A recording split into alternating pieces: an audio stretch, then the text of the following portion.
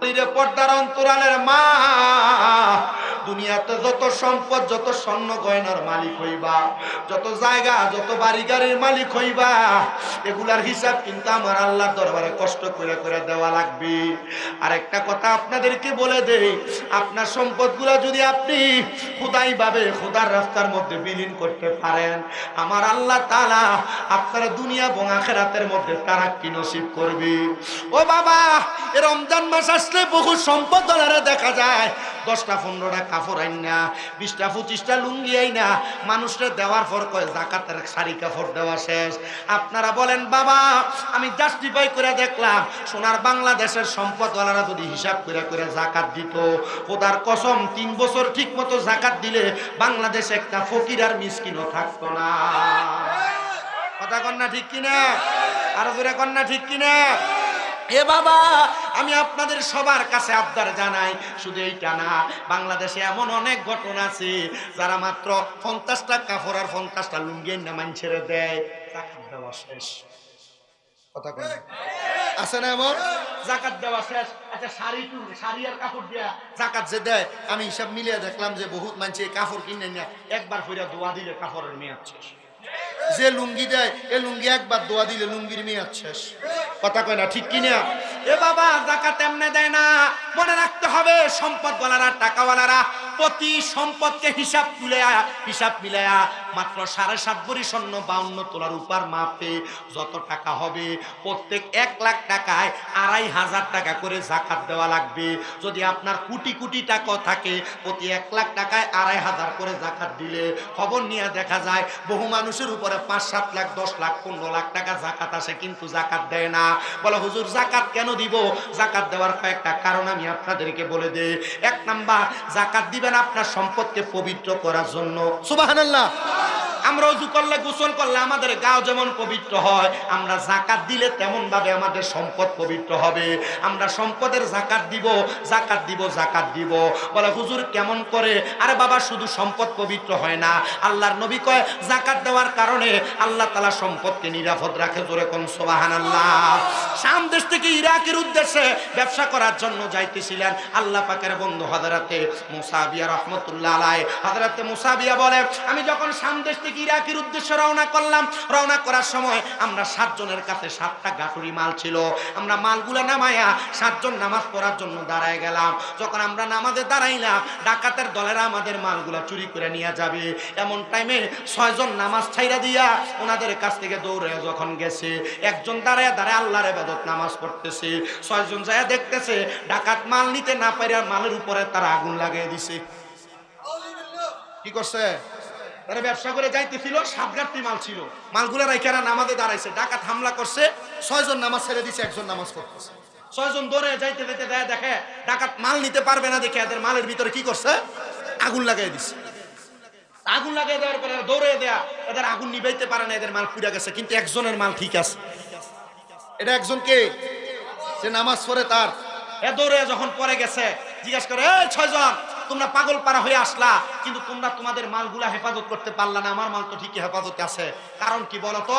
এরা ডাক দিয়ে কয়, আমাদের কারণ তো আমরা জানি না, তুমি বলো তোমার কারণ কি? এ ডাক দিয়ে কয়, আমার যে মাল ফুরে নাই, আমি আমার সবগুলা মালের যাকাত দিছি। সুবহানাল্লাহ কন্যা। তো 6-7 জন এক লগে থাকলে একটা ফেতনা শয়তান থাকে না? এ ডাক দিয়ে কয়, এই তুমি যে তোমার মালের ঘোরা দিছিলে একটা কাপড় দিয়ে, কাপড় তো ফিরে গেছে, তো তুমি কি এটা যাকাত দাও নাই? এটার প্রমাণ বাড়িতে গেলে পাবো। বাড়িতে গেছে, স্ত্রীরে ডাক দিছে, বউ গো, আমি যে আমার বাড়ি ব্যবসায় যাওয়ার সময় আমার একটা কাপড় দিছিলা, কাপড়টা তো পুড়ে গেছে, আচ্ছা তুমি কত এই কাপড়ের যাকাতকে আমরা দেই নাই? ডাক দিয়ে কয়, না গো স্বামী, এই কাপড়টা অন্য জনের কাছে ধার দেওয়া ছিল, আপনি ব্যবসায় যাওয়ার আগে উনি এই কাপড়টা দিছে, আমি এটা আপনার দিছি, তার মানে আমরা এটা যাকাত দিতে পারি নাই। তার মানে বোঝা যায় আপনি যদি কারোর কাছে কোনো টাকা ফাওনাও থাকেন, ওই ফাওনা টাকা পাওয়ার সম্ভাবনা থাকলে ওই টাকারও যাকাত দেওয়া, আসতে দি কোন যাকাত দেওয়া। এ বাবা, এই যাকাত যদি আপনি না দেন, সম্পত্তি যদি আপনি পবিত্র না করেন, আপনার মা কবরে, বাবা কবরে, এই যাকাতের টাকা আদায় করা না করার কারণে আপনার মা বাবা কবরের আযাবের শিকার হয়ে যাবে।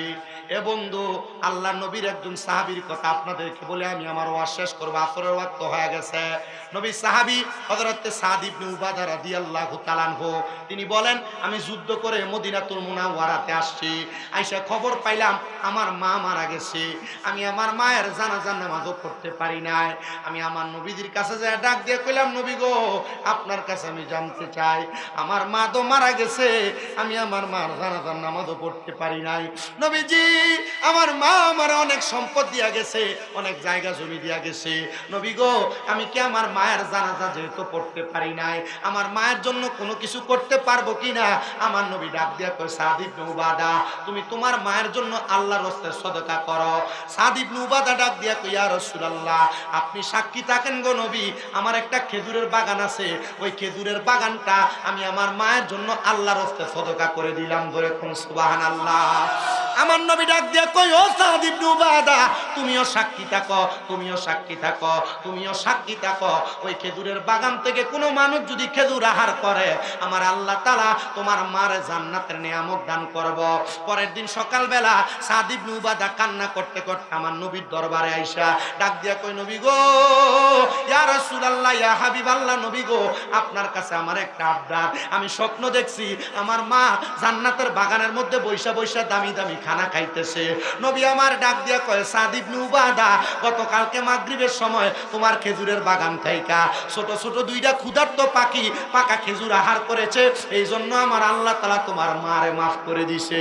আবদুহু ওয়া রাসূলু আল্লাযী আরসালাহু বিল হাক্কি বাশীরা ওয়া নাযীরা وداعيا إلى الله بإذنه وسراجا وقمرا منيرا في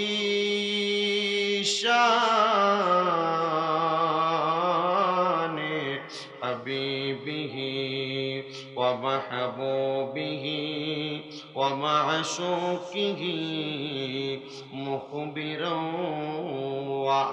وآمرا إن الله وملائكته يصلون على النبي يا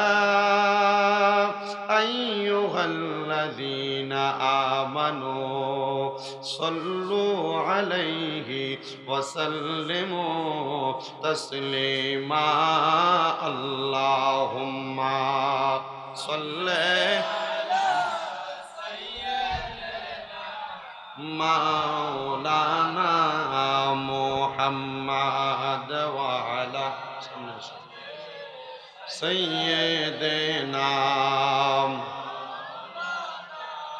আরেকটু জবান খুলে মুহাব্বতের আওয়াজে পড়েন, আল্লাহুম্মা সাল্লি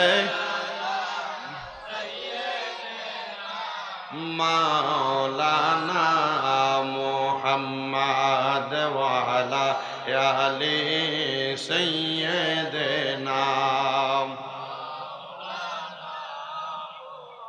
দিবানিশি কান্দরে মন গুনা মাফের লাগিয়া মাফ করিয়া দিবেন তিনি যিনি রহমতের খাজিনা আল্লাহুম্মা সাল্লি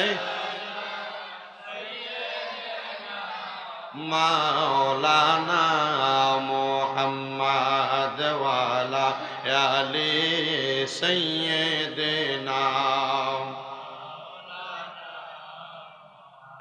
আমার আজকে আজকের এই জান্নাতের বাগানে আগন্তক খুশবাস কাদিরিয়া গাউসিয়া দরগা শরীফের বাবারা, আমি জানি না আজকের মাহফিলে কোন সন্তান জানি বসছেন, আপনাদের মা কবরে, বাবা কবরে, আপনাদের মা বাবা আপনারে লাখ লাখ টাকার টাকা পয়সা ধন সম্পদ দিয়া গেছে। সন্তানের দল রমজান মাস চলে যায়, আগে সাহারির সময় মা আপনারে ডাক দিয়া দিয়া তুলতো, এখন আপনার মা কবরের বাসিন্দা। সন্তান রে, তোমার মা যদি বাইচা থাকতো, তোমার মা তোমার ডাইকা ডাইকা ঘুম থেকে তুলতো, এখন তোমার মা কবরে। সন্তান, আগে ইফতারের সময় তোমার মা দামি দামি খানা বানাইতো, সুন্দর খানা বানাইতো।